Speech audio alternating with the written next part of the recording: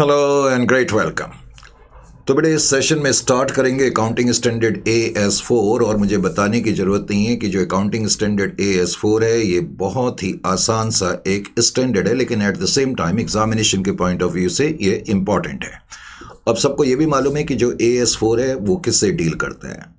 AS4 actually जो deal करता है events occurring after the date of balance sheet से भी, और ऐसी कंटिजेंसी से ये डील करता है जो अकाउंटिंग स्टैंडर्ड AS29 जिससे कि डील नहीं करता है। ऐसी कंटिजेंसीज AS4 में कवर होती हैं जो AS29 में कवर नहीं होती हैं। तो फटाफट आप पहले पेन पेंसिल रजिस्टर निकाल लें और मेरे साथ लिखना भी शुरू करें। अकाउंटिंग स्टैंडर्ड AS4, तो सबसे पहला सेंटेंस मैंने इसके अंदर यही लिखा कि अकाउंटिंग स्टैंडर्ड 4 का जो ताल्लुक है it deals with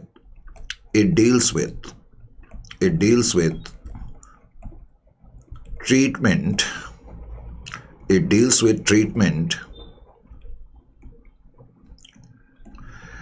in financial statements के लिए मैंने शॉर्ट में लिखा FS, in financial statements with respect to, और शॉर्ट फॉर्म में मैंने लिखा WRT, विद रिस्पेक्ट टू। यानी कि जो अकाउंटिंग स्टैंडर्ड AS4 है वो डील करता है treatment of events occurring after the date of the balance sheet से और कंटिजेंसी से, यानी कि जो इवेंट्स बैलेंस शीट के बाद हुए हैं और जो कुछ कंटिजेंसीज है उनका फाइनेंशियल स्टेटमेंट में क्या ट्रीटमेंट होगा, ये इन चीज़ों से डील करता है। इसीलिए मैंने इसके अंदर लिखा भी कि deals with treatment in financial statement with respect to events occurring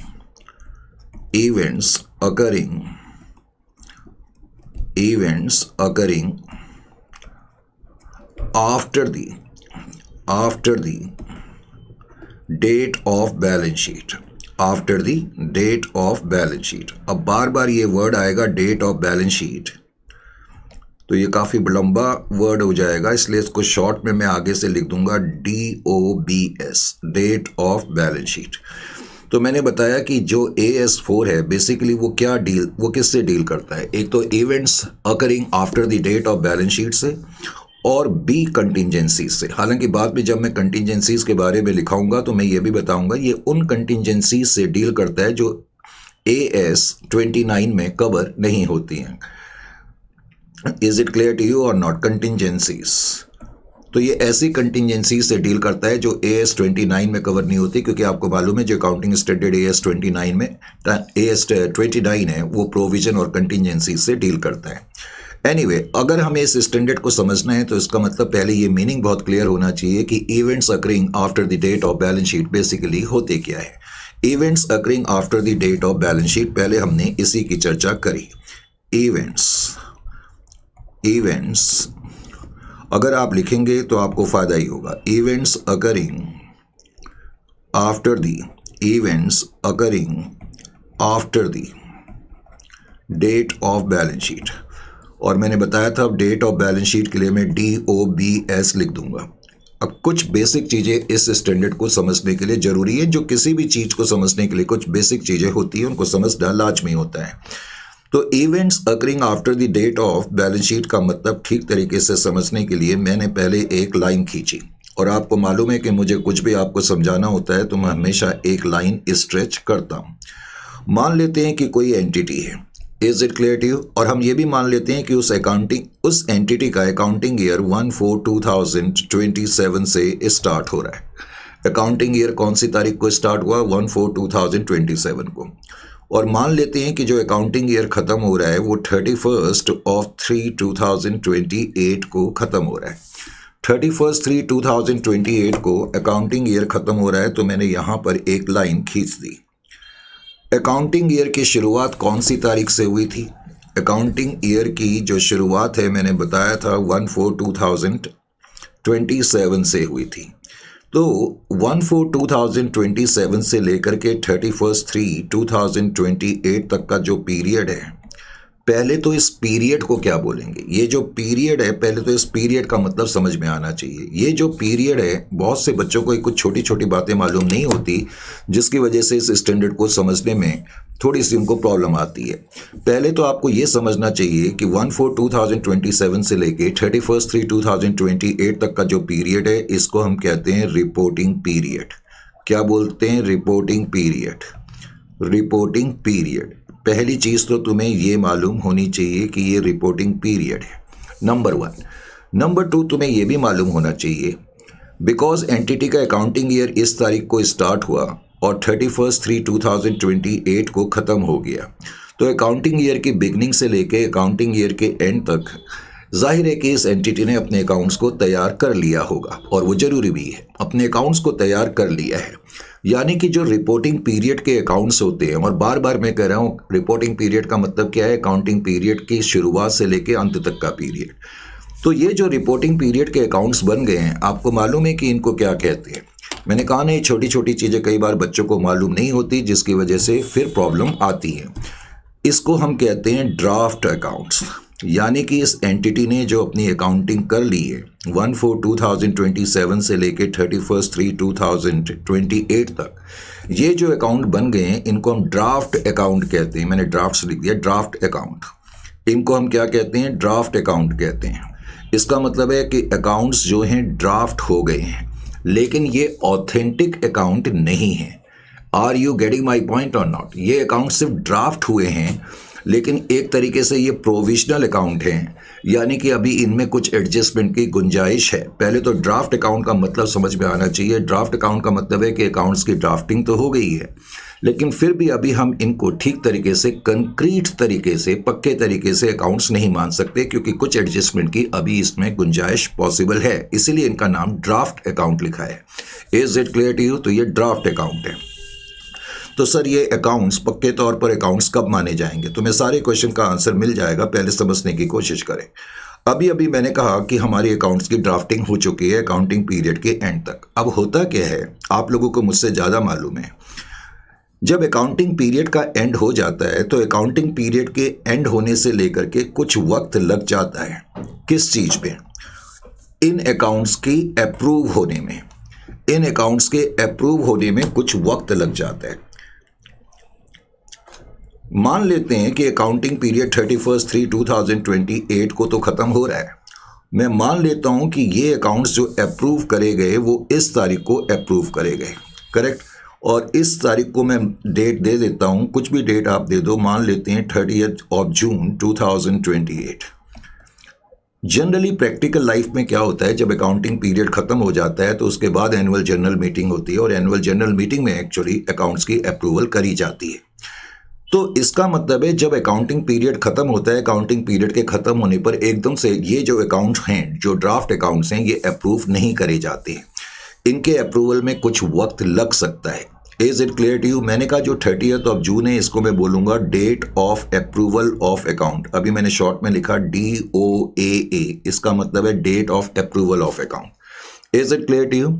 तो तुम्हारी समझ में क्या आना चाहिए, जो मेन चीज़ मैं तुमको समझाना चाहता हूँ, अकाउंटिंग पीरियड के ख़त्म होने के बाद से लेकर के कुछ वक्त गुजर जाता है अकाउंटिंग पीरियड की अप्रूवल में, और जब तक ये अकाउंट्स अप्रूव नहीं करे जाएंगे तब तक इनको हम रिलीज़ नहीं कर सकते, या तब तक हम इनको पक्के तौर पर कंपनी के एकदम से जेन्युइन अकाउंट्स नहीं मान सकते। Is it clear to you? मैंने कहा कि अभी हमने इस तारीख तक इन अकाउंट्स की ड्राफ्टिंग करी है, लेकिन ये जो अकाउंट्स हैं जब तक अप्रूव नहीं होंगे तब तक ये जेन्युइन अकाउंट्स नहीं माने जा सकते, और इनके अप्रूवल में कुछ वक्त लग जाता है। बैलेंस शीट की डेट के बाद कुछ वक्त लगता है, जैसे कि इस केस में डेट ऑफ बैलेंस शीट 31/3/2028 है।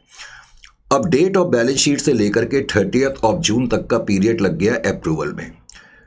अब तुम्हें समझ में ये आना चाहिए कि बैलेंस शीट की डेट से लेकर के, बैलेंस शीट की डेट से लेकर के जो अप्रूवल तक का पीरियड है, इतना वक्त तो लग गया इन अकाउंट्स की फाइनल अप्रूवल में, यानी कि जब ये अप्रूव हो जाएंगे तब ये फाइनल अकाउंट्स माने जाते हैं।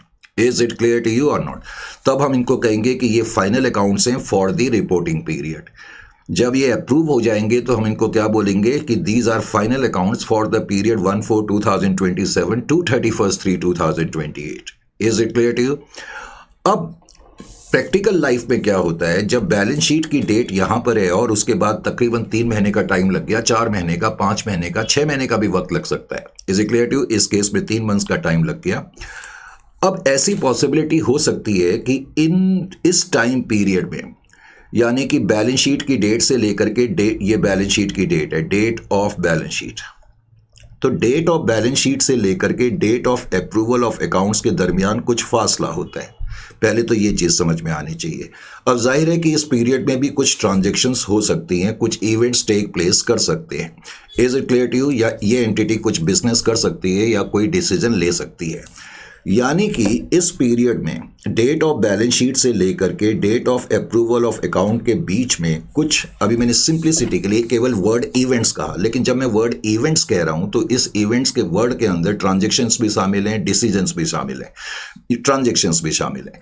यानी कि डेट ऑफ बैलेंस शीट से लेकर के date of approval of accounting के दरमियान कुछ बिजनेस डिसीजन लिए जा सकते हैं, कुछ ट्रांजैक्शंस करी जा सकती है, सिंपल वर्ड्स में कुछ इवेंट्स टेक प्लेस कर सकते हैं। उनको हम कहते हैं events occurring after the date of balance sheet. यानी कि इस पीरियड में डेट ऑफ बैलेंस शीट से लेकर के date of approval of accounts के बीच में जो इवेंट्स होते हैं, या जब मैं वर्ड इवेंट्स कह रहा हूं तो मेरा मतलब ट्रांजैक्शन से है, कुछ बिजनेस डिसीजन से है, तो कुल मिलाकर के हम उनको इवेंट्स कह सकते हैं। तो इवेंट्स, उसको हम कहते हैं events occurring after the date of balance sheet. अभी अभी मैंने कहा ये जो अकाउंटिंग स्टैंडर्ड है ये डील करता है किस चीज से? Accounting treatment of events occurring after the date of balance sheet. हालांकि हम बोलते तो यही हैं events occurring after the date of balance sheet, लेकिन इसका एग्जैक्ट मीनिंग है events occurring after the date of balance sheet but before date of approval of account, before date of approval of accounts. तो ऐसे events जो balance sheet की date के बाद हुए हैं लेकिन date of approval of account से पहले हुए हैं, उन इवेंट्स की अकाउंटिंग कैसे करी जाएगी? क्या ये जो इवेंट्स हैं इनको हम जो करंट रिपोर्टिंग पीरियड है उनकी फाइनेंशियल स्टेटमेंट के अंदर एडजस्ट करेंगे या नहीं करेंगे, ये एक बड़ा सवाल है। तो इनकी प्रॉपर अकाउंटिंग के लिए ये स्टैंडर्ड हमें कुछ गाइडलाइंस देता है। Is it clear to you? Contingencies के बारे में मैं चर्चा बाद में करूंगा, पहले हम events occurring after the date of balance sheet की बात कर रहे हैं। तो पहले तो समझ जाना, जब भी मैं वर्ड बोलूं events occurring after the date of balance sheet, इसका मतलब है मैं ऐसे इवेंट्स की बात कर रहा हूं जो बैलेंस शीट यानी कि रिपोर्टिंग पीरियड के बाद हुए हैं लेकिन date of approval of account से पहले हुए हैं। Is it clear to you? अब तुम्हें अगली चीज समझ में ये आनी चाहिए कि जो इवेंट्स होते हैं बैलेंस शीट की डेट के बाद और डेट ऑफ अप्रूवल के बाद, उन इवेंट्स को हम दो पार्ट में डिवाइड कर सकते हैं। उन इवेंट्स को हम दो पार्ट में डिवाइड कर सकते हैं। जितने भी इवेंट्स हुए हैं बैलेंस शीट के बाद उनको बेसिकली दो पार्ट में डिवाइड करा जाता है, ये तुम्हें समझ में आना चाहिए। Is it clear to you? लिख रहे हैं या नहीं लिख रहे? साथ में जो लोग सहज सिस्टम से जुड़े हुए हैं वो तो बता रहे हैं कि सर हम लिख रहे हैं, बाकी लोगों के अभी तक क्या बोलते हैं आंसर्स नहीं आए हैं, तो लिखना जरूर है साथ में। करेक्ट? तो खैर, तो मेन मुद्दा ये होता है कि बैलेंस शीट की डेट के बाद अगर कोई इवेंट होता है और date of approval of account से पहले होता है तो उसकी अकाउंटिंग कैसे करी जाएगी? क्या उसको मैं जो करंट रिपोर्टिंग पीरियड की फाइनेंशियल स्टेटमेंट है उसके अंदर एडजस्ट करूंगा या नहीं करूंगा? तो अब इसको समझने के लिए आपको क्या समझना होगा कि जो इवेंट्स होते हैं बैलेंस शीट की डेट के बाद उनको दो पार्ट में डिवाइड करा जाता है। एक तो हम बोलते हैं एडजस्टिंग इवेंट। क्या बोलते हैं? Adjusting event. एक तो हम बोलते हैं एडजस्टिंग इवेंट, एडजस्टिंग इवेंट्स, और जाहिर है दूसरा हम बोलते हैं non adjusting event. Non adjusting event, non adjusting events. तो कुछ तो एडजस्टिंग इवेंट्स होते हैं, कुछ नॉन एडजस्टिंग इवेंट्स होते हैं। अब ये एडजस्टिंग इवेंट क्या होते हैं?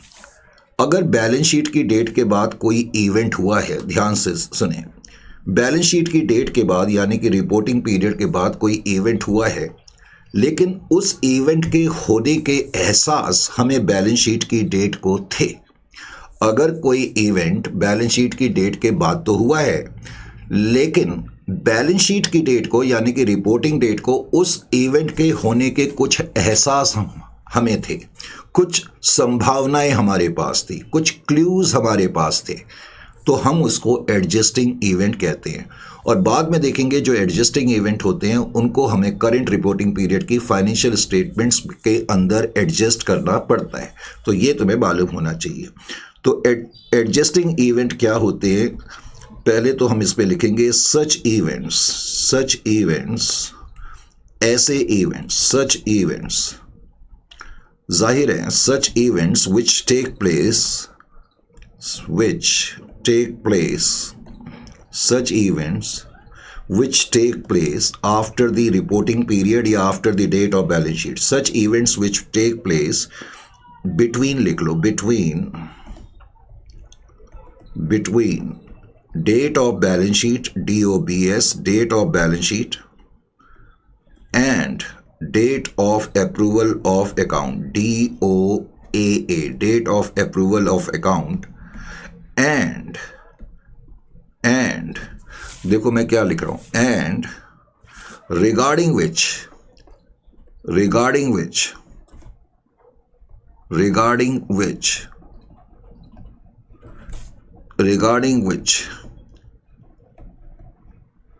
some conditions,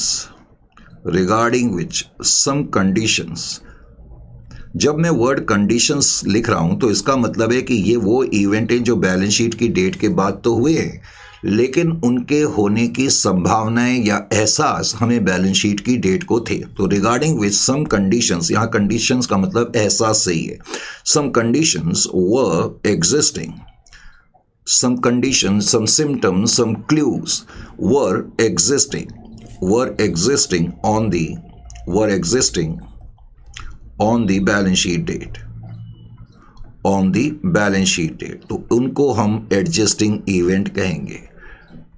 यानी कि बैलेंस शीट की डेट को ऐसा होने के कुछ हमें संभावनाएं थी, कुछ क्लूज थे, कुछ सिम्टम्स थे, कुछ एहसास हमें था। Is it clear? अभी मैं एग्जांपल भी दूंगा। बाकी मैंने आगे इसमें यह भी लिखा और मैंने बता ही दिया है कि जितने भी एडजस्टिंग इवेंट हैं उनको हमने रिपोर्ट करना पड़ता है। ऑल एडजस्टिंग इवेंट्स, देखो ये जो मैंने AE लिखा है ना, ये एडजस्टिंग इवेंट है, थोड़ा शॉर्ट फॉर्म का यूज करना पड़ेगा। All the adjusting events need to be recognised, उनको हमें रिकॉग्नाइज करना ही पड़ता है। नीड टू बी रिकॉग्नाइज्ड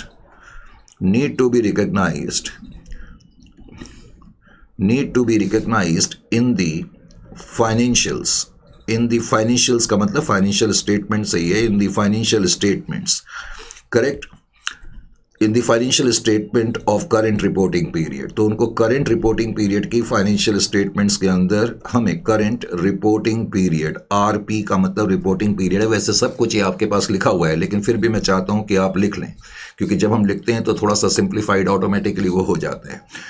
अब जाहिर है कि आपको लग रहा होगा सर कोई एग्जाम्पल दे देते तो मज़ा आ जाता। हाँ, एग्जाम्पल तो ज़रूर देंगे, उसके बिना काम कैसे चलेगा। तो एग्जाम्पल देने के लिए मैंने एक यहाँ पर लिखा एग्जाम्पल, लीजिए जी, ये मैंने एक एग्जाम्पल भी आपको दे दिया, क्योंकि मैं आपके दिल में उड़ती हुई ख्वाहिशों से आशना हूँ। ठीक कहा मैंने? तो एग्जाम्पल मैंने क्या दिया, मान लेते हैं कि अकाउंटिंग ईयर जो है वो स्टार्ट हो रहा है 1/4/2027 से, अकाउंटिंग ईयर 1/4/2027 से स्टार्ट हो रहा है। और मान लेते हैं कि अकाउंटिंग ईयर जो ख़त्म हो रहा है, अकाउंटिंग पीरियड जो ख़त्म हो रहा है वो इस तारीख को ख़त्म हो रहा है 31/3/2028 को, 31/3/2028 को। और जो date of approval of account है, ये मैंने माना date of approval of account जो है, कुछ भी मान लो, 30 जून मान लेते हैं, 30 जून 2028 है। तो अकाउंटिंग पीरियड तो यहाँ पर ख़त्म हो रहा है, इजंट इट और नॉट? मान लेते हैं कि ये जो एंटिटी है, जो भी एंटिटी है, इस एंटिटी ने किसी कस्टमर को कुछ सामान बेचा, sold goods worth rupees 2,40,000, worth rupees 2,40,000। मान लेते हैं कि करंट ईयर की बिगनिंग में हमारी एंटिटी ने किसी कस्टमर को, हमने 2,40,000 का सामान बेचा, ऑफ कोर्स क्रेडिट पे बेचा, और हमने कस्टमर को कहा भाई ठीक है आप हमें पेमेंट कर देना, और मान लेते हैं कि हमने कस्टमर को ये कहा कि आप अपनी सहूलियत के हिसाब से हमें पर मंथ कुछ पेमेंट कर देना। अब मान लेते हैं कि कस्टमर ने क्या करा, पहले 10 महीने तक हमें पेमेंट करी। कस्टमर ने क्या करा, पहले 10 महीने तक, या चलो पहले 9 महीने कर लेते हैं, मान लेते हैं कस्टमर ने जनवरी के महीने में अमाउंट पे नहीं करा, फरवरी के मंथ में उसने अमाउंट पे नहीं करा, और मार्च के महीने का अमाउंट उसने पे नहीं करा। लेकिन उससे पहले उसने लगातार हमें कुछ अमाउंट पे कर दिया, और सिंप्लिसिटी के लिए मैं मान लेता हूं कि 2,40,000 में से 2 लाख रुपए उसने हमें पे कर दिए। 2 लाख वो हमें पे कर चुका है, लेकिन 2 लाख रुपए उसने 1 अप्रैल से लेकर के दिसंबर के महीने तक तो हमें पे कर दी।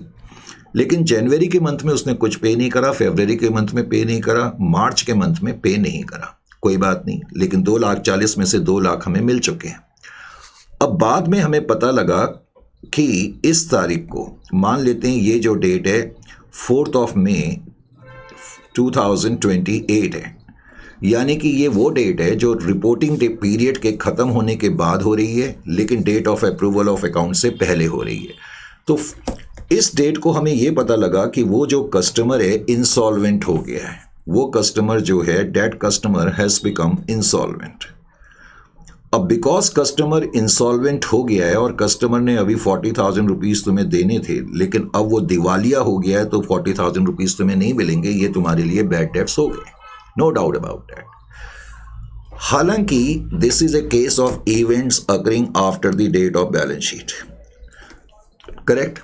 पहले तो ये इवेंट है which is taking place after the date of balance sheet but before the date of approval of account.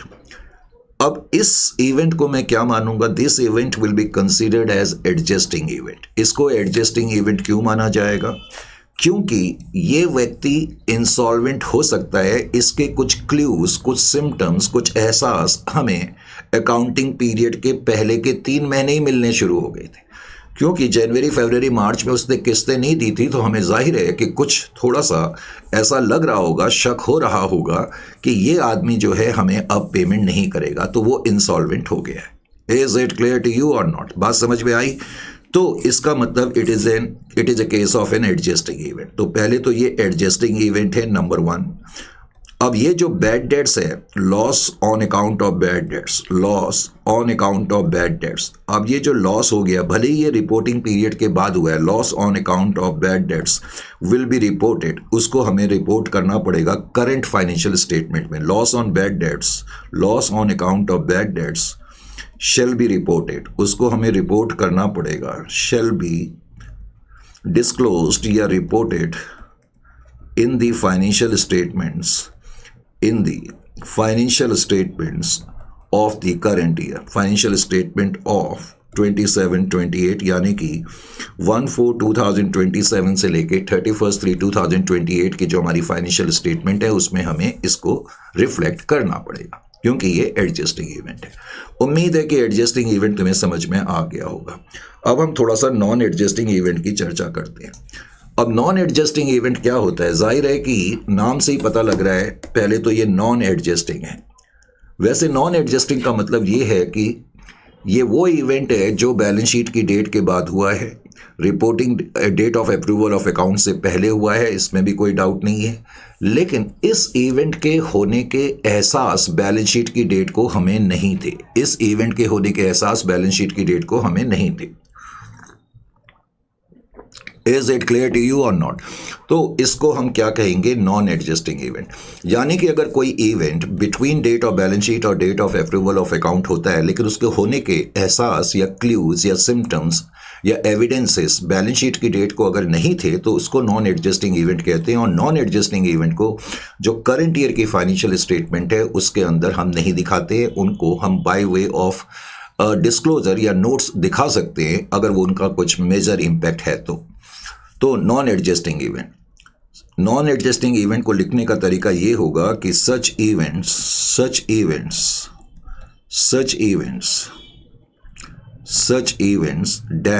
take place, तो ऐसे इवेंट्स जो टेक प्लेस करते हैं after the date of balance sheet, after the date of balance sheet, but ये बार बार ये लिखने की ज़रूरत नहीं है, बट अगर आप इतना भी लिख लें after the date of balance sheet तो ये इम्प्लाइड होता है कि before date of approval of account, but before date of approval of accounts, date of approval of accounts. तो ऐसे इवेंट्स जो बैलेंस शीट से लेके date of approval of accounts के दरमियान हुए तो हैं, लेकिन रिगार्डिंग विच, लेकिन उनके बारे में हमें कोई एहसास नहीं था कि ये हो सकते हैं। Regarding which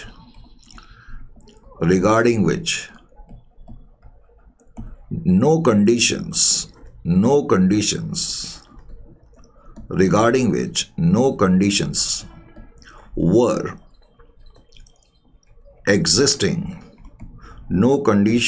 were existing on the balance sheet date, यानी कि इनके होने के कोई एविडेंसेस, कोई क्लूज, कोई सिम्टम्स बैलेंस शीट की डेट को नहीं थे, बैलेंस शीट डेट, तो इनको हम नॉन एडजस्टिंग इवेंट कहेंगे। अब बिकॉज ये नॉन एडजस्टिंग इवेंट हैं, तो जैसा कि मैंने बताया, all the non adjusting event, NAE, non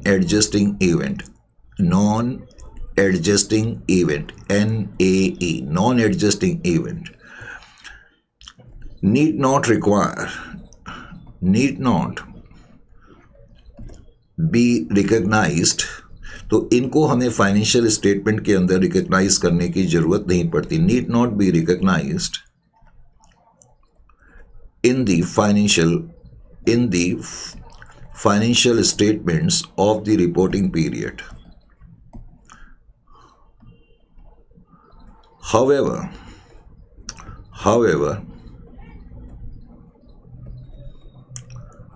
non-adjusting events can be disclosed by way of notes. इनका हम डिस्क्लोजर दे सकते हैं by way of notes, can be disclosed by way of notes, by way of notes. समझ में आया? तो by way of notes हम इनका डिस्क्लोजर जरूर दे सकते हैं, तो लेकिन फाइनेंशियल स्टेटमेंट के अंदर मुझे इनको एडजस्ट करने की ज़रूरत नहीं है। अब जाहिर है कि आप बोलोगे सर इसका भी एग्जाम्पल दे देते तो मज़ा ही आ जाता। तो एग्जाम्पल तो आपको हर एक के ही मिलेंगे, उसमें कोई डाउट नहीं है। तो इसका भी एग्जाम्पल मैंने दिया। अब इसका एग्जाम्पल देने के लिए मुझे एक बार फिर से, पहले तो मैंने यहाँ पर लिखा एग्जाम्पल, लीजिए जी, आपने कहा तो एग्जाम्पल देना पड़ेगा। ये एग्जाम्पल देने के लिए मैंने देखें क्या करा। मान लेते हैं ये अकाउंटिंग ईयर की बिगनिंग की डेट है और हम मान के चल रहे हैं बिगनिंग की डेट 1/4/2027 है, और हम ये भी मान लेते हैं कि अकाउंटिंग पीरियड हमारा इस तारीख को ख़त्म हो रहा है 31/3/2028 को। हम ये भी मान लेते हैं कि हमारी date of approval of account जो है, date of approval of account मान लेते हैं 15 जुलाई 2028 है। Is it clear to you? अब हम मान लेते हैं कि बैलेंस शीट की डेट और date of approval of accounts के बीच में क्या हुआ। Let's have a look. Major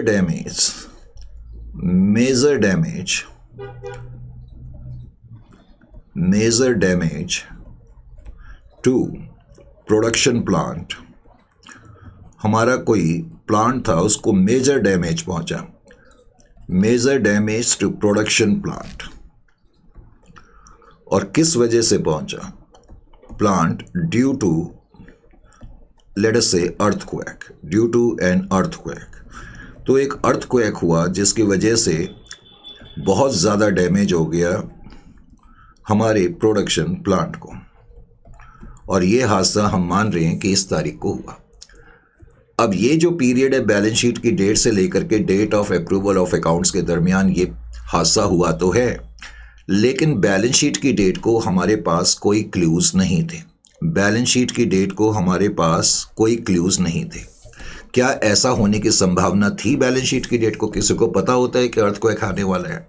तो हम कह सकते हैं इस केस में नो कंडीशंस या नो क्लूज या नो सिम्टम्स, नो कंडीशंस, यानी कि बैलेंस शीट की डेट को ऐसा हो सकता है इसके कोई कंडीशन नहीं थी। तो ये पहले तो हम बोलेंगे कि it is an event which is taking place between the date of balance sheet and date of approval of account, but no conditions were existing on the balance sheet date. अब because no conditions were existing on the balance sheet date, तो इसका मतलब ये non adjusting event है, और अगर ये non adjusting event है तो मुझे इसको फाइनेंशियल स्टेटमेंट्स में, जो करंट पीरियड की फाइनेंशियल स्टेटमेंट है उसमें दिखाने की ज़रूरत नहीं है।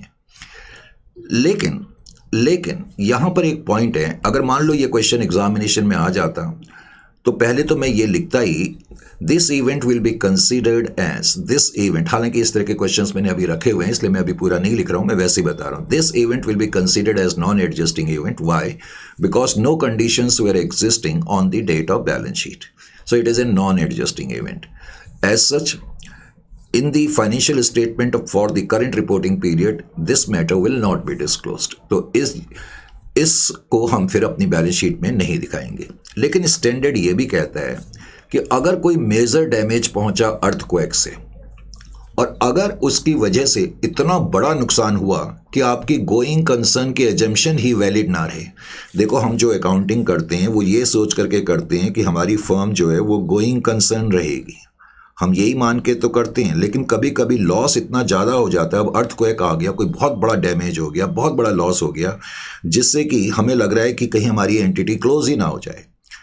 तो अगर लॉस इतना ज़्यादा है और आपको ये लगता है कि आपकी गोइंग कंसर्न एजम्पशन अब वैलिड नहीं है, अब वैलिड नहीं है का मतलब आपको लगता है कि एंटिटी जो है फ्यूचर में बिजनेस नहीं कर पाएगी और हमें बिजनेस क्लोज करना पड़ सकता है, तो स्टैंडर्ड ये भी कहता है अगर लॉस ज़्यादा है और जिसकी वजह से आपको लगता है कि गोइंग कंसर्न एजम्पशन वैलिड नहीं है, तो तब आपको इस इवेंट का डिस्क्लोजर करना चाहिए। Is it clear to? तब आपको इस इवेंट का डिस्क्लोजर करना चाहिए। तो ये मैंने समझ, चलो मैं यहां पर लिख भी देता हूं। तो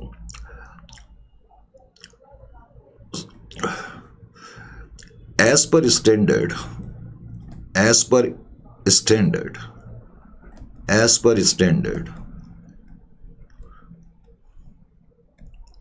as per standard, if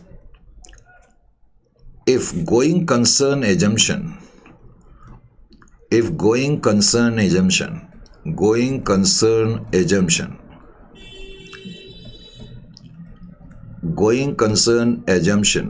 is no more valid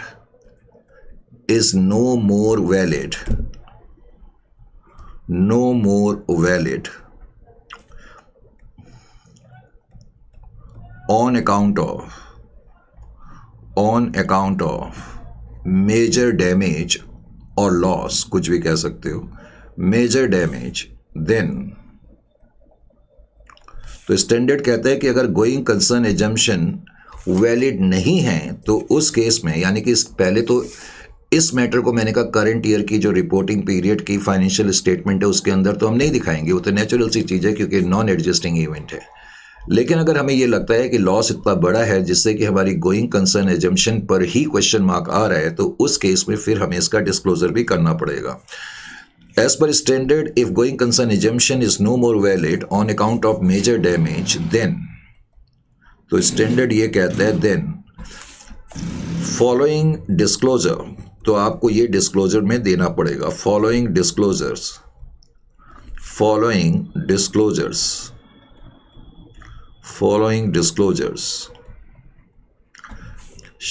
should be made। किस चीज़ के बारे में आपको डिस्क्लोजर देना पड़ेगा? नोट्स के थ्रू आपको ये बताना पड़ेगा कि ये जो इवेंट है उसका नेचर क्या है, यानी कि this is loss on account of earthquake, nature of event, एक तो उसके बारे में बताना पड़ेगा और आपको बताना पड़ेगा कि आपके हिसाब से कितना लॉस हुआ है। B, estimation of losses.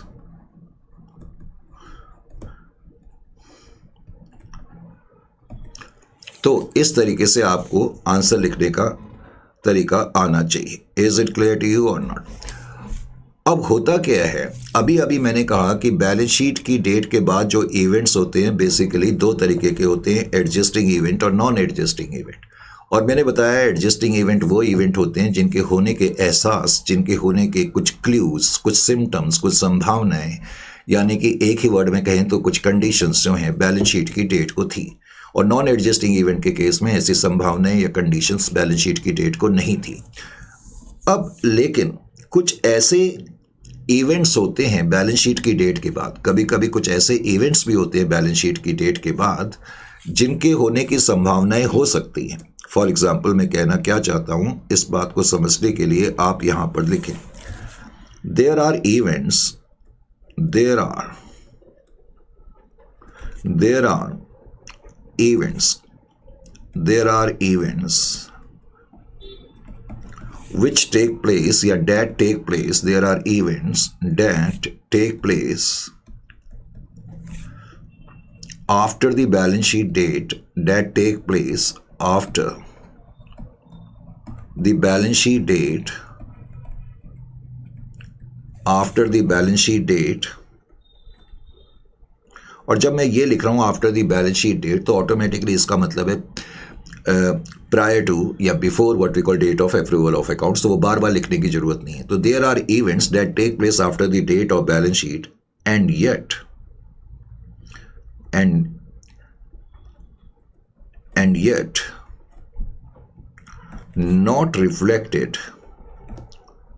not reflected in the financial statements. तो कुछ ऐसे इवेंट्स भी होते हैं जो बैलेंस शीट की डेट के बाद होते हैं, बैलेंस शीट की डेट के बाद होते हैं, लेकिन हम उनको फाइनेंशियल स्टेटमेंट में नहीं दिखाते हैं कुछ स्टैट्यूटरी कारणों से। Correct, in the financial statements due to statutory requirement. Statutory का मतलब है कानूनी रिक्वायरमेंट्स की वजह से, स्टैट्यूटरी रिक्वायरमेंट्स,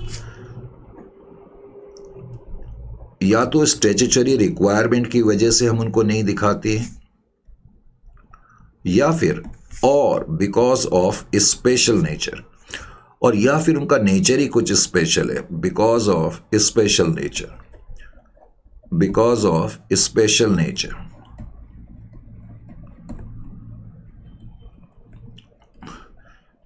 एग्जाम्पल के तौर पर, for example propose dividend, for example propose dividend. अब मान लेते हैं अकाउंटिंग ईयर के ख़त्म होने के बाद, लेकिन date of approval of account से पहले हमारी कंपनी ने कुछ डिविडेंड डिक्लेयर करा जिसको हम बोलेंगे प्रपोज डिविडेंड। करेक्ट। अब कंपनीज एक्ट 2013 ये कहता है, देखो याद ये रखे, मैंने आपको बहुत पहले शायद जब मैंने ओवरव्यू ऑफ अकाउंटिंग स्टैंडर्ड करा था तब भी मैंने बताया था, अगर अकाउंटिंग स्टैंडर्ड के किसी प्रोविजन का लॉ के किसी प्रोविजन से क्लैश हो जाए, अगर अकाउंटिंग स्टैंडर्ड और लॉ क्लैश हो जाए एक ही बात को लेकर के, तो उस केस में हमेशा लॉ जो है वो सुपरसीड करता है या लॉ में दी हुई बात सुपरसीड करी जाएगी। तो कंपनीज एक्ट 2013 यानी कि लॉ वो ये कहता है कि जो प्रपोज डिविडेंड है वो लायबिलिटी नहीं है, और अगर ये लायबिलिटी नहीं है तो हमें इसको फाइनेंशियल स्टेटमेंट में नहीं दिखाना चाहिए। Are you getting my point और नॉट? तो फॉर एग्जाम्पल मैंने कहा कि प्रपोज डिविडेंड, तो प्रपोज डिविडेंड के बारे में तुम्हें क्या मालूम होना चाहिए कि एज पर, क्योंकि इस पर कई बार क्वेश्चंस आते हैं, as per companies act 2013, as per companies act 2013 comma propose dividend, propose dividend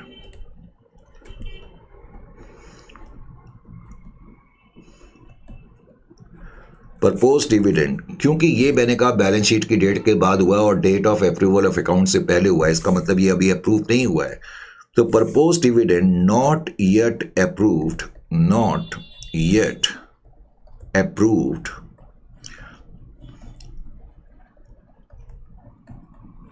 तो ऐसा प्रपोज डिविडेंड जो अप्रूव अभी नहीं हुआ है तो उसको फाइनेंशियल स्टेटमेंट्स में रिकॉग्नाइज नहीं करा जाएगा। अप्रूव्ड शैल नॉट बी या should not be recognised, should not be recognised in the financial statement. तो उसको हम फाइनेंशियल स्टेटमेंट के अंदर रिकॉग्नाइज नहीं करते। Should not be recognised in the financial statements, यानी कि हम फाइनेंशियल स्टेटमेंट के अंदर लायबिलिटी के रूप में उसको नहीं लिखेंगे, लेकिन उसका नोट दिया जा सकता है। However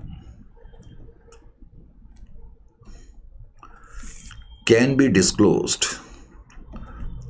B disclosed by way of note. तो इसको हम डिस्क्लोज कर सकते हैं नोट्स के थ्रू,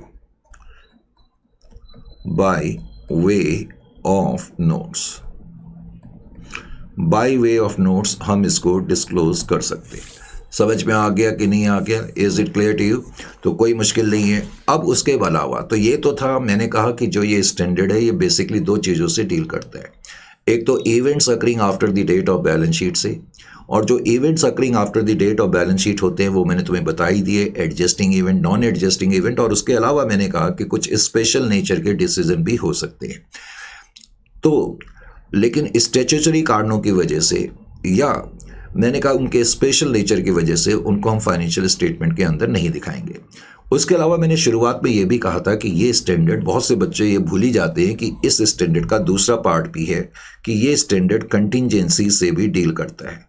लेकिन तुम्हें ये भी मालूम है, कई बच्चों को यहाँ पर बड़ी कन्फ्यूज़न हो जाती है। वो सोचते हैं सर जो अकाउंटिंग स्टैंडर्ड 29 है वो भी तो कंटिंजेंसी से ही रिलेट करता है।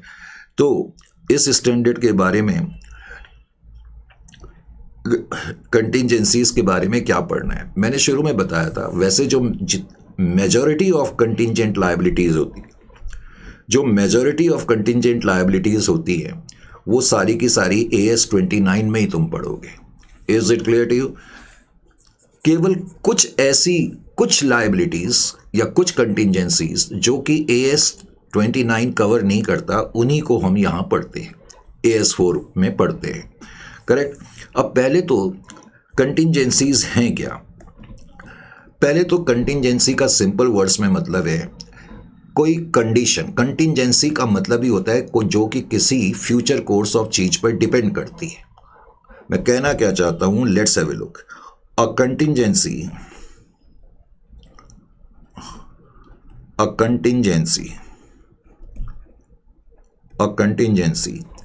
Is a condition. एक कंडीशन कह लो या सिचुएशन कह लो, इज ए कंडीशन और सिचुएशन, कंडीशन और सिचुएशन जिसका कि फाइनल आउटकम जो होगा, द अल्टीमेट आउटकम, अल्टीमेट का मतलब ही है फाइनल आउटकम, एक ऐसी सिचुएशन या कंडीशन जिसका कि final outcome, ultimate outcome, the ultimate outcome of which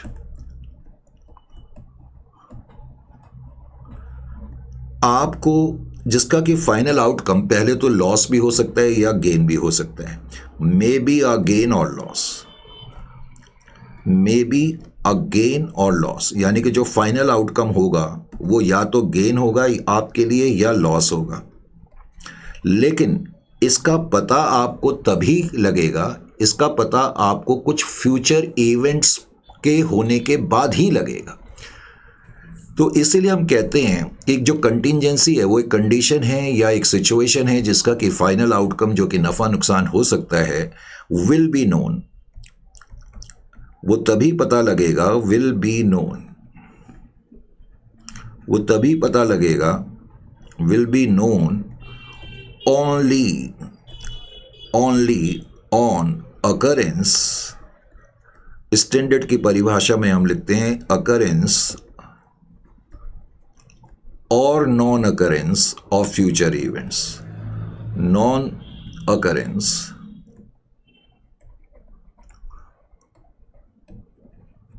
of future events. तो अब अगर आपसे कोई पूछे कंटिंजेंसी क्या है, फ्यूचर इवेंट्स, तो आपको समझाने में मुश्किलात नहीं होनी चाहिए। कंटिंजेंसी एक ऐसी कंडीशन सिचुएशन को कहते हैं, मैंने कहा कि जिसमें अल्टीमेट आउटकम हमें पता लगेगा फ्यूचर में, कुछ फ्यूचर इवेंट्स के होने पर या नहीं होने पर। अब ध्यान ये रखना है, मैंने ये भी बताया कि ये जो स्टैंडर्ड है AS4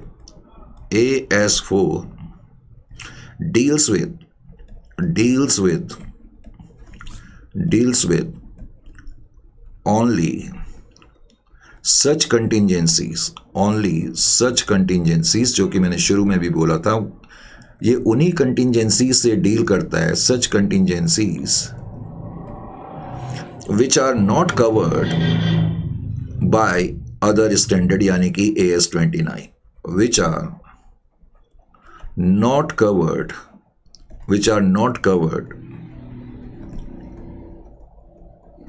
by other standards, जो कि अदर स्टैंडर्ड से कवर नहीं होती हैं। अदर स्टैंडर्ड्स, बात समझ में आई? तो सर कौन सी हैं? ऑनेस्टली स्पीकिंग, ये जो स्टैंडर्ड है ना, सिर्फ प्रोविजन फॉर डाउटफुल डेट्स, वो भी एक तरह की कंटिंजेंट लायबिलिटी है, उन्हीं से डील करता है। बस आप इतना ही याद रख लो, this standard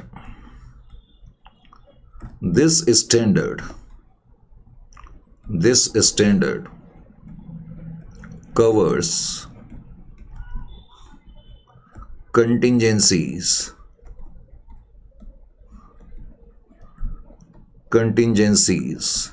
such as impairment of bad debts। अब आप बोलोगे सर ये क्या मतलब है impairment of bad debts? impairment of bad debts बोल दिया, impairment of debtors या asset, कुछ भी लिख लो। अब impairment of debtors का मतलब है, सपोज मैंने डेटर्स 2 लाख रुपए के अपनी बुक्स में लिखे हैं और मुझे लग रहा है कि इसमें से 50,000 के डेटर्स शायद पैसा ना देंगे, तो उनसे निपटने के लिए हम प्रोविजन बनाते हैं। तो ब्रैकेट में लिखे प्रोविजन फॉर डाउटफुल डेट्स। तो केवल इस तरह की कंटिंजेंट लायबिलिटी से ये डील करेगा और किसी से नहीं करेगा, ये standard. Is it clear to you और नॉट? समझ में आ गया कि नहीं आ गया? अच्छा जी, याद ये भी रखना है, contingencies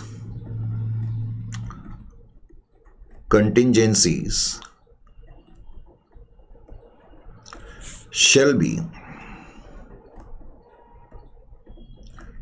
be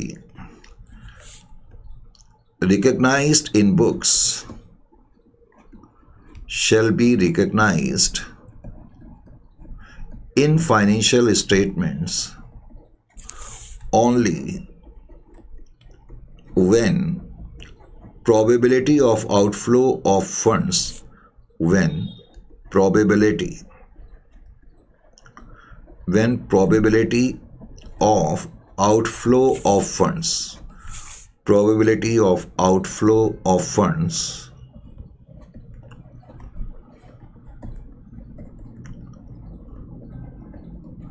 exists।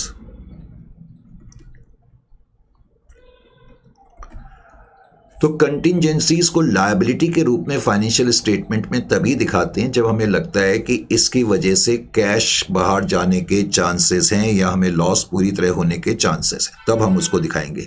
लेकिन अगर हमें लगता है कैश बाहर नहीं जाएगा तो फिर हम उसको कंटिंजेंट लायबिलिटी के रूप में फुट नोट में दिखाते हैं। However,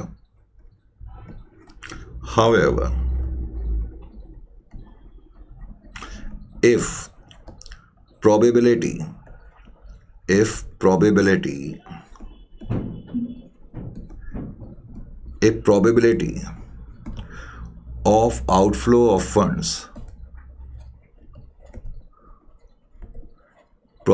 of outflow of funds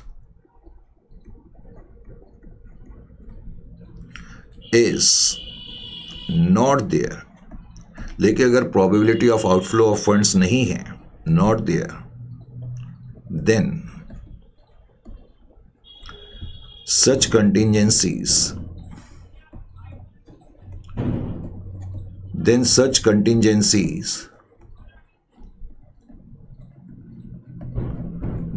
contingencies are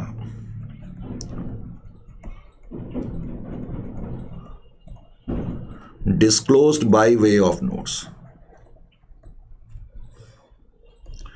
Disclosed by way of notes. Is it clear to you or not? समझ में आया कि नहीं आया? तो इस तरीके से करा जाएगा, ठीक है। एक चीज और ध्यान रख लें, जब हमने इतना स्टैंडर्ड पढ़ ही लिया है तो जो कंटिंजेंट एसेट्स होते हैं, जैसे कंटिंजेंसीज होती हैं ऐसे कंटिंजेंट एसेट भी होते हैं। कंटिंजेंट एसेट्स यानी कि जो अभी एसेट्स तो नहीं है, जिनकी संभावना है कि ये एसेट हो सकते हैं, तो कंटिंजेंट एसेट को कभी भी हम फाइनेंशियल स्टेटमेंट के अंदर नहीं दिखाते हैं। Contingent assets are not recognised. Contingent assets are not recognized. Contingent assets are not recognized as asset in the financial statements. In the financial statement, तो उनको हम by way of notes दिखाते हैं। इनको हम हमेशा डिस्क्लोज करते हैं by way of notes. Is it clear to you or not? अब मैंने कहा कि ये स्टैंडर्ड इतना इजी है कि आप कोई भी क्वेश्चन आप इसका कर सकते हैं, लेकिन इसको ठीक तरीके से करने के लिए अब फटाफट आप अपने नोट्स को देखें, फटाफट निकालें। हम 5 मिनट्स का ब्रेक लेंगे और उसके बाद आगे इसको जारी रखेंगे, ठीक है। अभी 5 मिनट का ब्रेक है, अभी क्लास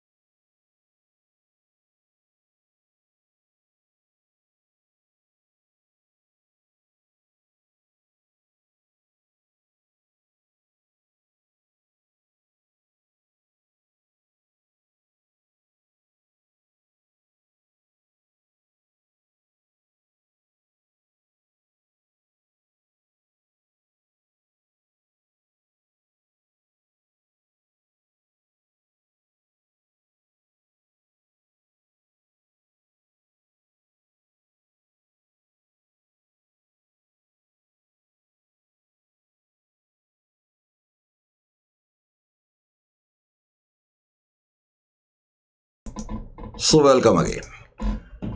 तो बेटे जहां तक स्टैंडर्ड का सवाल है, अब स्टैंडर्ड के सारे बारीक पॉइंट्स मैंने बता दिए, थोड़ा सा मैं आपको और क्लियर कर दूं कुछ एग्जांपल्स दे करके। सबसे पहले इस डायग्राम को देखें जो मैंने यहां पर लिखा हुआ है, events after the reporting period. Correct. यहां पर मैंने लिखा है कि पहले तो अकाउंटिंग ईयर 1/4/2026 से स्टार्ट हो रहा है, 31/3/2027 को खत्म हो रहा है। इसका मतलब ये एंड ऑफ रिपोर्टिंग पीरियड है। यहां मैंने लिखा है वही एग्जाम्पल जो मैंने आपको दिया भी था कि हमारी एंटिटी ने गुड्स बेचे हैं लेकिन 3 लाख के बेचे हैं। अब वो कह रहा है रिपोर्टिंग डेट तक कस्टमर ने हमें सिर्फ 2 लाख रुपए पे करे हैं और जनवरी, फरवरी और 27 की उसने इंस्टॉलमेंट हमें पे नहीं करी। इसका मतलब बैलेंस शीट की डेट को हमें कुछ एहसास था। तो अब वो कहता है कस्टमर बैलेंस शीट की डेट के बाद लेकिन डेट ऑफ अप्रूवल से पहले बैंकरप्ट हो गया। ये date of approval of accounts है। तो मुझे बताने की ज़रूरत नहीं है, पहले तो आपको बताना पड़ेगा कि ये एडजस्टिंग इवेंट है। ये एडजस्टिंग इवेंट क्यों है? क्योंकि कुछ कंडीशंस जो थी बैलेंस शीट की डेट को थी, कंडीशंस वर एग्जिस्टिंग। कंडीशंस जो थी वो एग्जिस्ट कर रही थी। बैलेंस शीट की डेट को ऐसा होने के कुछ इम्कानात, कुछ चांसेस, कुछ क्लूज, कुछ सिम्टम थे। Conditions were existing on the reporting date. तो इसलिए entity need to recognise the loss on account of bad debts worth ₹1 lakh. यानी कि करंट रिपोर्टिंग पीरियड की जो हमारी फाइनेंशियल स्टेटमेंट होंगी उसके अंदर हमें इस लॉस को रिकग्नाइज करना पड़ेगा। केस स्टडी 2 में मैंने क्या बताया कि 1/4/2026 से अकाउंटिंग ईयर स्टार्ट हो रहा है, 31/3/2027 को ख़त्म हो रहा है। ये हमारा एंड ऑफ रिपोर्टिंग पीरियड है, मुझे बताने की ज़रूरत नहीं है। ये date of approval of account है। इस साल यानी कि करंट पीरियड में वो कहता है कि हमने कोई एसेट बेचा, लेकिन उस एसेट की जो रिसिट है हमें बैलेंस शीट की डेट के बाद मिली। अब पॉइंट ये है कि एसेट तो आपने करंट अकाउंटिंग पीरियड में बेच दिया। जब एसेट आपने करंट अकाउंटिंग पीरियड के में बेच दिया है तो आपको मालूम है कि रिसिट तो आपको मिलेगी, यानी कि इस रिसिट के मिलने के कंडीशंस या कुछ एहसास आपको बैलेंस शीट की डेट को थे। तो इसलिए इसका भी वही आंसर होगा कि ये एडजस्टिंग इवेंट है। Number 1, it will be an adjusting event because conditions were existing on the date of the balance sheet. तो इसलिए जो ये रिसिट तुम्हें मिली है सेल ऑफ एसेट को आपको रिकग्नाइज करना पड़ेगा करंट रिपोर्टिंग पीरियड में। ये करंट रिपोर्टिंग पीरियड है। इसी तरह केस स्टडी 3 में मैंने बताया कि 1/4/2026 से लेकर 31/3/2027 के बाद 27 में वो कह रहा है carrying amount of inventory is 1 lakh. In fact 31/3/2027 को जो हमारी इन्वेंट्री है बुक्स में वो 1 लाख रुपए की नज़र आ रही है और ये हमारा एंड ऑफ रिपोर्टिंग पीरियड भी है। अब वो कहता है बैलेंस शीट की डेट के बाद लेकिन अप्रूवल से पहले इस तारीख को हमने इस इन्वेंट्री को बेच दिया। बिकॉज आपके पास इन्वेंट्री इस डेट को थी, आपने इस डेट को बेचा, तो इसका मतलब conditions were existing on the date of balance sheet. तो सेल ऑफ इन्वेंट्री को आप इस साल रिकग्नाइज करेंगे। केस स्टडी 4 में मैंने ये बताया है, बल्कि मैं इसको डायग्रामेटिकली आपको बता दूं। ये आपका अकाउंटिंग ईयर स्टार्ट हो रहा है, 31/3/2028 को ख़त्म हो रहा है। वो कह रहा है एक केस चल रहा है FLX लिमिटेड नाम की कोई कंपनी है और GST डिपार्टमेंट के बीच में regarding the claim of some exemption. हमारी कंपनी है, उसका नाम है FLX लिमिटेड और हमारा GST डिपार्टमेंट से कुछ डिस्प्यूट चल रहा है जिसमें कि हम कुछ एग्जम्पशंस मांग रहे होंगे। ये रिपोर्टिंग पीरियड है।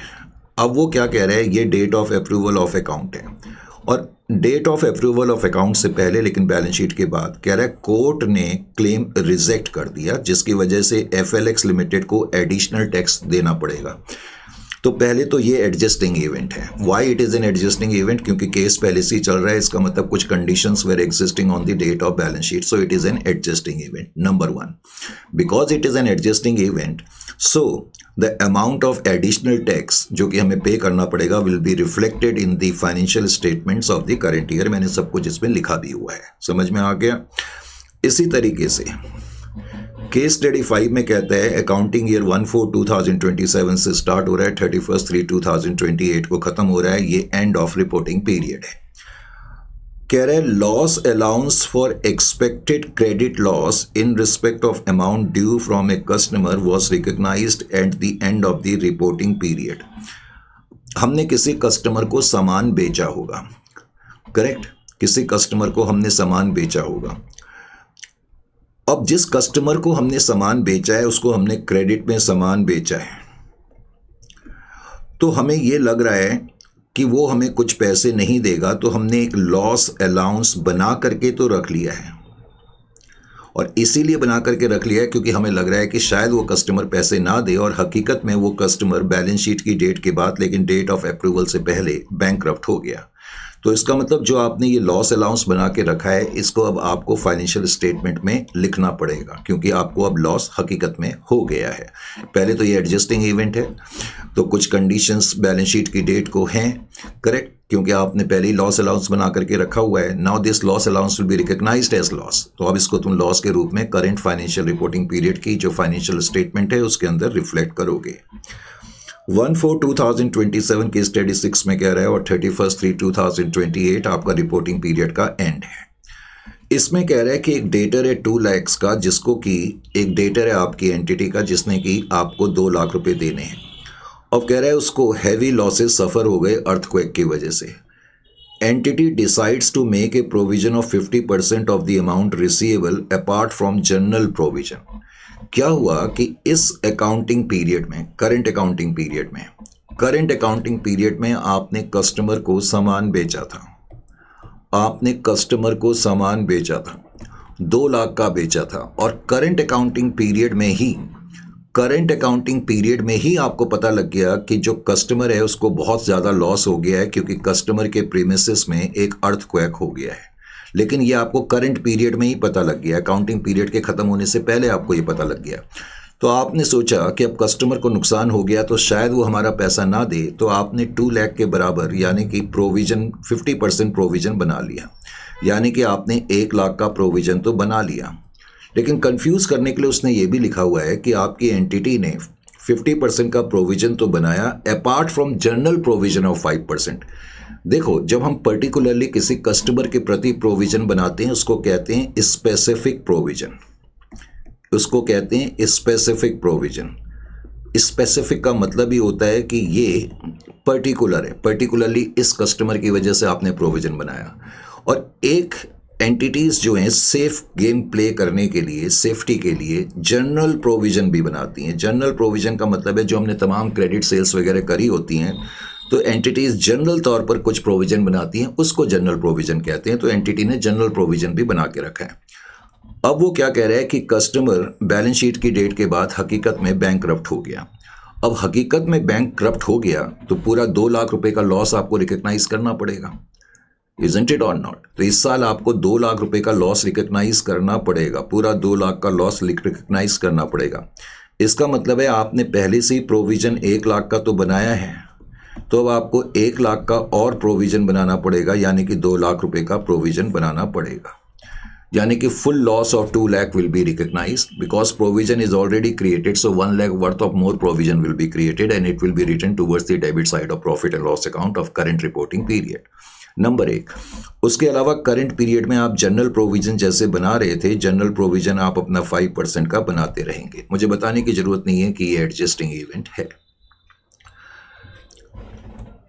केस स्टडी 7 में वो क्या कहते हैं, 1/4/2027 31/3/2028 कह रहा है हमारी एंटिटी जो है उसके पास 100 फिनिश्ड कार्स पड़ी हुई हैं, और कह रहा है हर कार की जो है कॉस्ट 4 लाख की है, यानी कि मेरे पास 100 कारें पड़ी हुई हैं और हर कार की कॉस्ट 4 लाख है।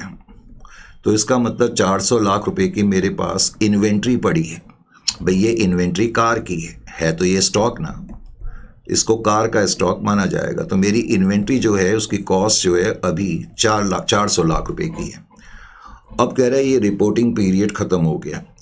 अब 15/4/2028 को वो क्या कह रहा है, as per amended government rules buyers are to pay more on account of higher road taxes. अब गवर्नमेंट के कुछ रूल्स आ गए होंगे जिसकी वजह से बायर्स को हायर रोड टैक्स देना पड़ेगा, जिसकी वजह से सेलिंग प्राइस जो है वो नीचे हो गया, 3 लाख का हो गया, यानी कि अब सेलिंग प्राइस कम हो गया है। तो इन कार की कॉस्ट तो इतनी है, लेकिन अगर मैं इनकी सेलिंग प्राइस देखूं तो इनकी जो सेलिंग प्राइस है वो 100 कार्स इंटू 3 लाख हो गई, क्योंकि सेलिंग प्राइस अब घट गई है। तो 300 लाख। इसका मतलब जो हमारी इन्वेंट्री है, मैं कहूँगा उसकी कॉस्ट इतनी है और उसकी मार्केट वैल्यू या रियलाइजेबल वैल्यू भी कह सकते हो आप, इतनी है 300 लाख की।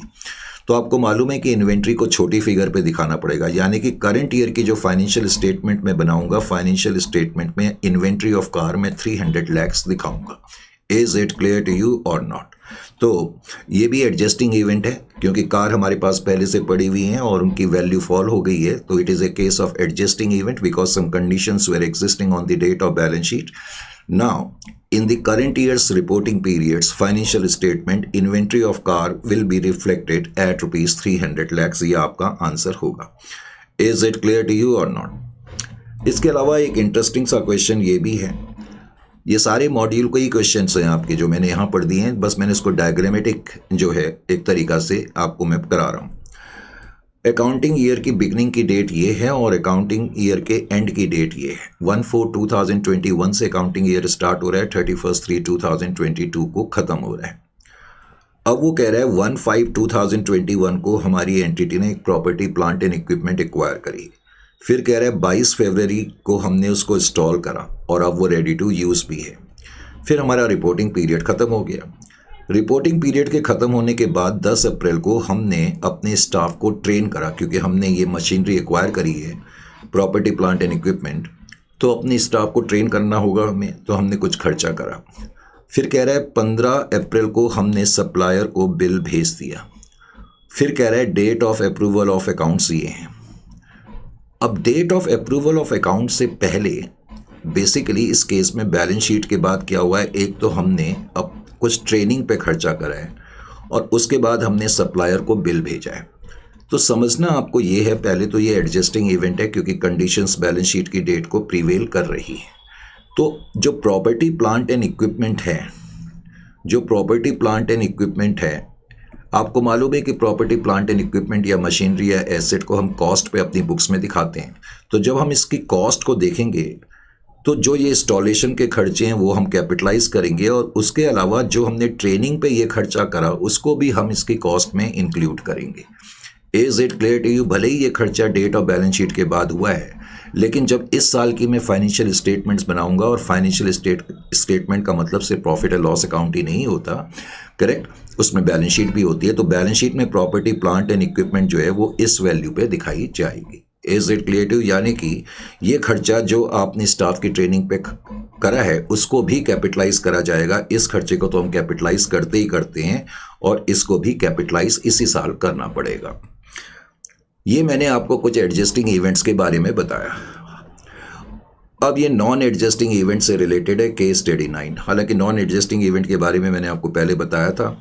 1/4/2027 31/3/2028 ये एंड ऑफ रिपोर्टिंग पीरियड है और 10/4/2028 को मैं ये करा ही चुका हूँ क्वेश्चन कि प्रोडक्शन प्लांट हमारा डैमेज हो गया, ये date of approval of account है। तो जाहिर है कि ये नॉन एडजस्टिंग इवेंट है क्योंकि रिपोर्टिंग डेट को कोई भी कंडीशंस प्रीवेल नहीं कर रही थी इस इवेंट के बारे में।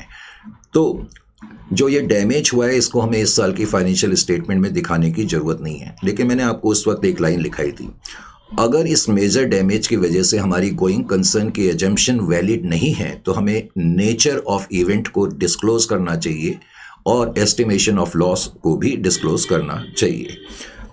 अगला क्वेश्चन तुम खुद ही कर सकते हो। फिर मैंने डिविडेंड के बारे में आपको बताई दिया है, कंटिजेंसीज के बारे में मैंने आपको बताई दिया है। उसके बाद ये कुछ क्वेश्चंस हैं जो आपको, सारे क्वेश्चंस मैंने सॉल्व करके दिए हुए। Now you should be in a position to do all these questions. ये सारे क्वेश्चंस अब आपको कर लेने चाहिए। जैसे कि सबसे पहले 9th क्वेश्चन को ही लेते हैं। वो कह रहे हैं entity operates it's business into various segments and it's financial year ended on 31/3/2024। कहता है the following material events took place. कहता है ऑन 1/7/2024। पहले तो आपको ध्यान ये रखना है कि जो आपका करंट अकाउंटिंग पीरियड है जो ख़त्म हो रहा है वो 31/3/2024 को ख़त्म हो रहा है। 31/3/2024 को आपका करंट अकाउंटिंग पीरियड ख़त्म हो रहा है।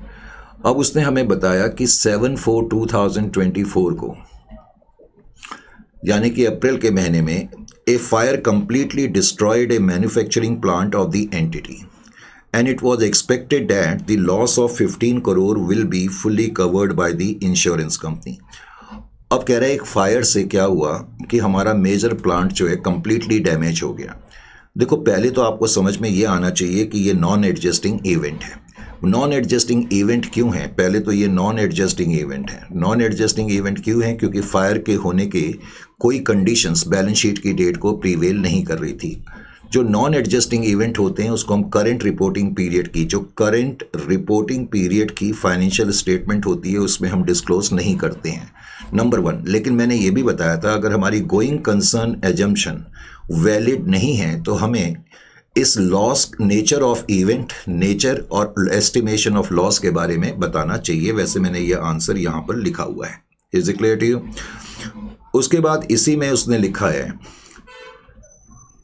कि a claim for damages accounting to a claim for damages amounting to 12 crore, ये अमाउंटिंग है, amounting to 12 crore for breach of patent had been received by the entity prior to the year end and it is in the director's opinion it backed by legal advice that claim will ultimately prove to be a baseless but still estimated that it would involve a considerable expenditure on legal fee।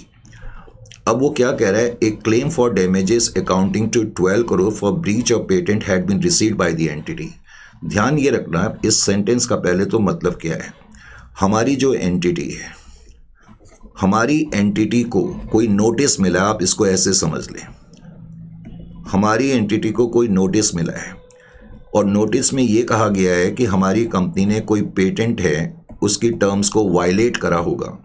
तो जिस entity ने या जिसने भी हमारे ऊपर case करा है हमारी एंटिटी के ऊपर, वो हमसे 12 करोड़ का क्लेम मांग रही है। हमारी कंपनी के ऊपर क्लेम हुआ है, लेकिन जो हमारी कंपनी के डायरेक्टर्स हैं उनको लगता है कि आउटफ्लो ऑफ फंड्स नहीं होगा। It is in the directors opinion backed by the legal advice that the claim will ultimately prove to be a baseless, यानी कि हमें कोई पैसा नहीं देना पड़ेगा, ये क्लेम जो मांग रही है पार्टी ये बेसलेस है। तो अगर मैंने आपको बताया था पहले तो ये कंटिंजेंसी तो है, ये कंटिंजेंसी है, लेकिन probability of outflow of funds नहीं है, आउटफ्लो ऑफ फंड्स नहीं है। तो मैंने बताया था इसको कंटिंजेंट लायबिलिटी के रूप में रिकग्नाइज करना पड़ेगा। कंटिंजेंट लायबिलिटी के रूप में रिकग्नाइज करेंगे लेकिन एज पर AS 29 करेंगे, हम AS 4 नहीं करेंगे, क्योंकि AS 4 में केवल प्रोविजन फॉर डाउटफुल डेट्स की लायबिलिटी इंक्लूड होती है। ये चीज़ आपको इसमें मालूम होनी चाहिए। Is it clear to you?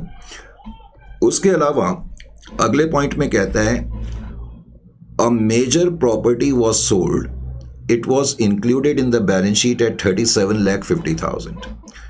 हमने कोई प्रॉपर्टी बेची, करेक्ट, और कह रहे for which contract had been exchanged on 15th of March 2024। देखें जी यहाँ पर अकाउंटिंग ईयर तो ख़त्म होगा 31/3/2024 को। कह रहे हमने बिल्डिंग तो बेची और हमारा कॉन्ट्रैक्ट भी हो चुका है। कॉन्ट्रैक्ट जो एक्सचेंज हो गया है वो 15 मार्च को ही हो गया है। 15 मार्च को कॉन्ट्रैक्ट हो गया है कि हम बिल्डिंग आपको बेचेंगे, इसका मतलब कॉन्ट्रैक्ट हो गया है तो सेल तो कंप्लीट हो गई है। बैलेंस शीट में जो बिल्डिंग है वो 37,50,000 की और कह रहे हैं the sale was completed on 15/3/2024 at a price of 39,75,000। तो पहले तो ये एडजस्टिंग इवेंट माना जाएगा क्योंकि बैलेंस शीट की डेट से पहले कॉन्ट्रैक्ट हो चुका है, इसका मतलब बैलेंस शीट की डेट को कंडीशंस एग्जिस्ट कर रही हैं, तो ये एडजस्टिंग इवेंट है। तो ये जो सेल अमाउंट है इसको हमें करंट ईयर की फाइनेंशियल स्टेटमेंट में दिखाना पड़ेगा। और ऑफ कोर्स क्योंकि बिल्डिंग 37,50,000 की और सेल 39,75,000 की है तो कुछ प्रॉफिट हुआ, उस प्रॉफिट को भी रिकग्नाइज करना पड़ेगा। Is it clear to you? तो इसमें जो क्वेश्चंस हैं ये सारे क्वेश्चंस क्योंकि मैंने एग्जांपल्स के साथ दिए हुए हैं, तो क्वेश्चन नंबर 8, अब इन क्वेश्चंस को आपको आसानी से कर लेना चाहिए। क्वेश्चन नंबर 8 है, 7th है, करेक्ट, उसके अलावा 6th है क्योंकि ये सारी चीज़ें ऑलरेडी मैं आपको बता चुका हूँ। 5th है, तो ये क्वेश्चंस आप कर लें और किसी में भी प्रॉब्लम हो तो आप मुझसे पूछ सकते हैं। सॉल्यूशंस के साथ आपको यहाँ पर ये क्वेश्चंस दिए हुए हैं, ठीक है। अकाउंटिंग स्टैंडर्ड 4 कोई बहुत मुश्किल चैप्टर नहीं है और कोई मुश्किल स्टैंडर्ड नहीं है। तो ठीक है, इसके साथ ये स्टैंडर्ड खत्म होता है, फिर अगले स्टैंडर्ड की चर्चा नेक्स्ट सेशन में करते हैं।